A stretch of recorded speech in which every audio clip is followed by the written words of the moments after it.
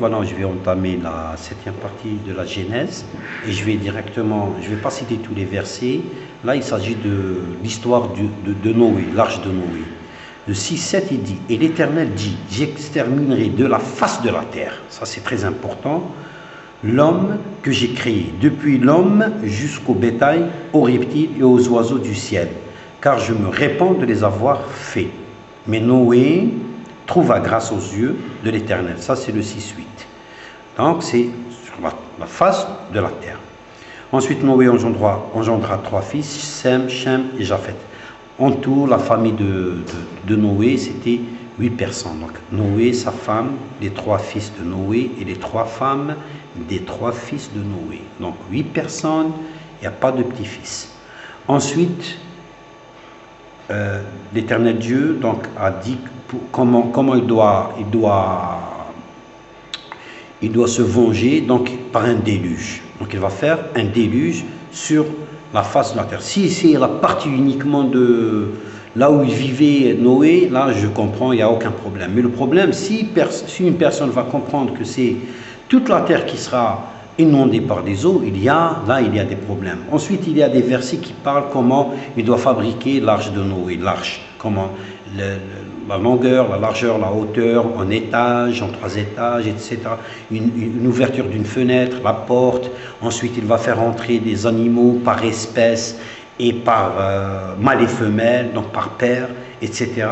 Moi, ce que je vais entamer maintenant, un truc très important qui est scientifique, qui est logique, qui est là. Alors, je vais parler de l'arche de Noé. Alors, l'arche de Noé, là, donc, comme je vous ai dit, puisque le déluge va inonder toute la surface du globe terrestre, donc, l'arche de Noé. L'arche de Noé, donc, la longueur, elle est de 235 mètres environ, hein. La largeur, 22,5, la hauteur, 13 mètres 5. Donc, le volume total est de 41 006,25 mètres cubes. On va dire 42 000 mètres cubes. Le Titanic, en revanche, son volume, il est de 250 404 mètres cubes. Donc, 6 fois l'arche de Noé. Ensuite, les gens, les êtres vivants, je parle des êtres vivants qui étaient sur le Titanic. En tout, ils étaient 3488. Parmi eux, 885 membres de l'équipage, allant du Bosco jusqu'au commandant de bord. Et on a 2603 passagers, des 3 classes comprises.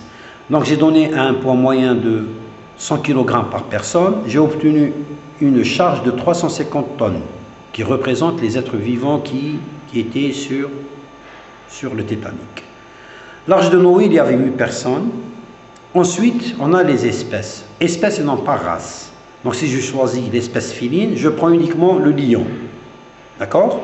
Le lion et la lionne. Je ne prends pas le chat, le tigre, etc. Une espèce. De chaque espèce, un couple, mâle et femelle. Donc, on a les reptiles, les oiseaux et les mammifères. C'est ce qui est dit dans un verset.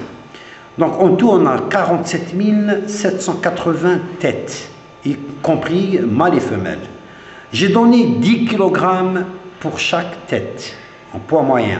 J'ai obtenu 478 tonnes.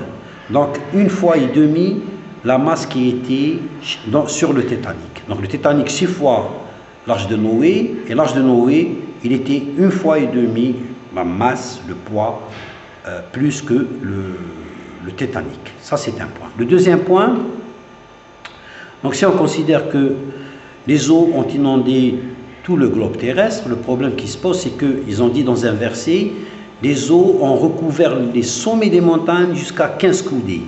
D'accord? Le coudé, c'est entre 45 et 50 cm. Donc, 15 coudées. Donc, toute la terre était inondée, était engloutie dans de l'eau. Donc, la végétation, automatiquement, il n'y a pas eu d'oxygénation, il n'y a pas eu de photosynthèse. Et en plus, c'est que les eaux des océans et des mers se sont mélangées avec l'eau douce, avec les eaux de pluie. Bien sûr, plus 75% du globe terrestre est représenté par les eaux salées.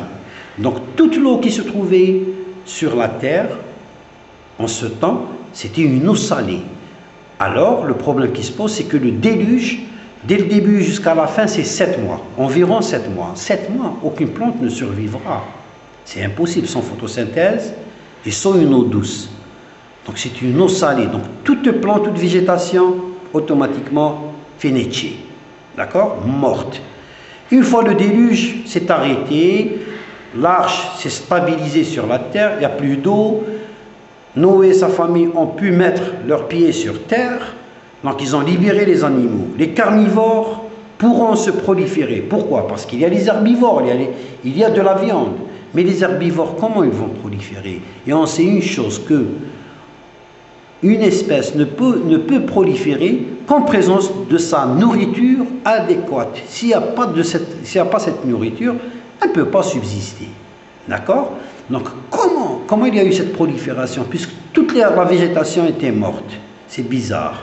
Donc, il y a un troisième point, c'est que le Titanic, il y avait 885 membres de l'équipage, en allant du Bosco jusqu'au commandant de bord, avec les cuisiniers, tout ça, les serviteurs.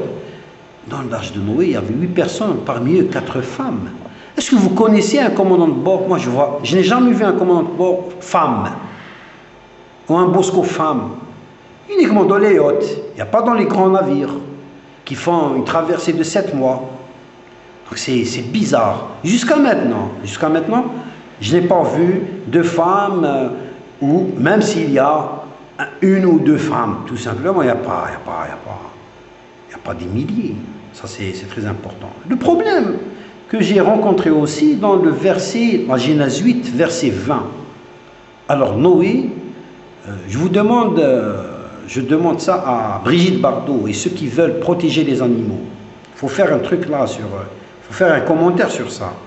Noé bâtit un autel à l'Éternel. Il prit de toutes les bêtes pures et de tous les oiseaux purs, et il offrit des holocaustes sur l'autel. C'est un massacre, puisqu'il devait laisser les animaux pour proliférer. Là, il commence à faire des holocaustes. C'est bizarre. Et je vous remercie pour cette partie, et à la prochaine. Salut.